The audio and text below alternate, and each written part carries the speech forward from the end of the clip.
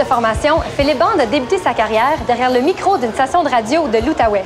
Après une décennie dans le métier, notamment en première partie du spectacle de Louis-José Hood, Philippe Bande est monté sur scène avec son premier spectacle solo l'an dernier. Sa famille et ses proches sont la matière première de ce spectacle qui présente un peu partout, en plus d'être l'animateur de la célèbre émission The Price is Right, version québécoise. Rencontre avec Philippe Bande. Tilly au Marsa, riz brun, ça donne moins de gaz. C'est bon.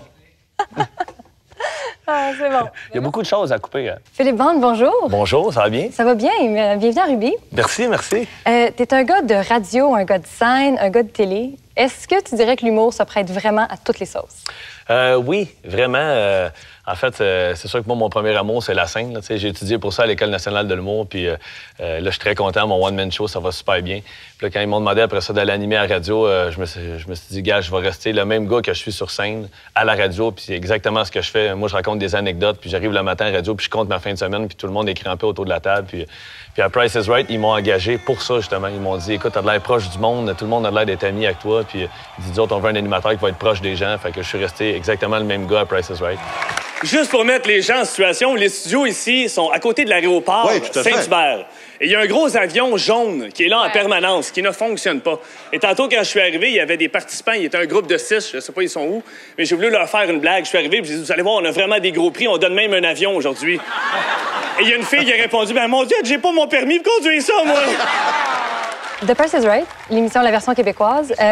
Est-ce que tu sens la pression de représenter cet empire Price is Right? Sérieusement, on dirait que j'ai comme pas réalisé. J'ai réalisé, je pense, la 3e ou la 4e émission, quand mes parents sont venus me voir. Moi, mes parents étaient fans finis de l'émission Price is Right aux États-Unis, puis des maniaques de Bob Barker, puis aujourd'hui de Drew Carey. T'appelles chez mes parents le matin à 11 h, là, mon père, il répond pas. C'est ma mère qui répond au téléphone. Puis là, t'entends mon père crier dans le salon en arrière. Puis là, je fais à qui se pogne? Les voisins disent non, il écoute The Price is Right, puis il essaie de guider. Ah, exactement, il crie dans le salon, puis il se fâche. Ouais, c'est pas ça pantoute. Puis alors, c'est ça, la 3e, 4e semaine, j'ai invité mes parents à venir voir le show. Puis là, je suis embarqué sur scène, puis ma mère est assise première rangée, puis elle est devenue les yeux pleins d'eau. Puis là, je suis OK, tabarnouche, j'anime Price is Right, là. C'est ta dernière chance. Il faut absolument que tu découvres le voyage. Vas-y, Catherine.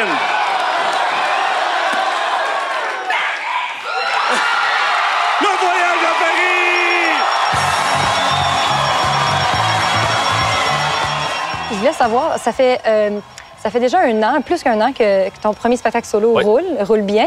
Oui. Qu'est-ce qui a changé au niveau du spectacle ou peut-être au niveau de l'humoriste depuis le début? L'humoriste n'a pas vraiment changé. Je suis encore le même, sérieusement. Moi, j'ai fait des shows pendant à peu près 8 ans dans les bars, 7 ans, là, les cabarets, les bars, tout ça. Puis un mardi, je pouvais être à Matane, dans un bar, le Vieux Loup de Mer, devant 34 personnes, dont 30 qui étaient complètement saouls puis qui ne savaient pas qu'il y avait un show d'humour. Les 4 autres, parce que c'était le staff, c'est pour ça qu'ils n'étaient pas sous. Il y avait le barman, il y avait le doorman, puis la fille au vestiaire, mais... fait que j'ai tellement roulé puis dans les bars, j'ai dormi dans ma voiture, j'ai mangé du craft dinner, des toasts au beurre de peanut qu'aujourd'hui, je suis super content. À ma première médiatique, je suis arrivé sur scène au Saint-Denis à Montréal, j'ai regardé le public, j'ai fait OK, ça c'est à mon tour, c'est mon one-man show. Puis à tous les soirs, c'est la même chose. Ce soir, c'est notre 120e show à Gatineau. Puis je vais embarquer sur scène, je vais faire la même affaire. Je vais regarder le monde, je vais faire c'est mon show à moi, puis les gens ont payé pour venir me voir, puis ils sont pas sous. Thank God, t'sais. Philippe, quoi? Il y a une deuxième ligne! Ben oui, mais vas-y, là! Et là, tu l'entends souffrir dans le téléphone. Il part. OK, là, tu m'attends, là. Attends-moi, bouge pas. OK, attends. Monique m'a dit que c'était le piton vert. Ah oui, c'est le piton vert. Bouge pas, c'est ça, là, ici.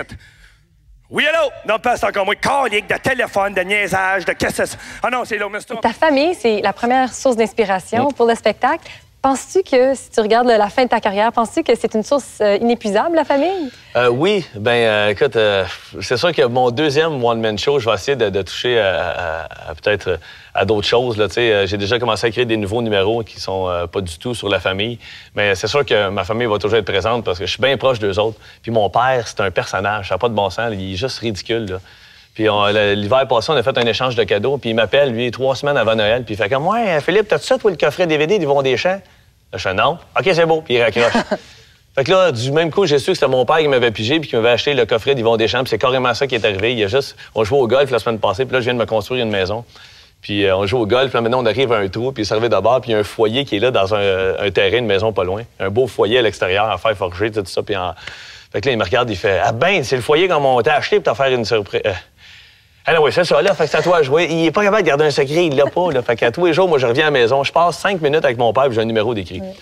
Mais non, sérieusement, ma famille, je suis proche d'eux autres, c'est sûr qu'ils vont toujours être là. C'est bon. Mais voilà, c'était mes questions. Merci beaucoup. Ah, ben merci, c'est bien le fun. Ben belle.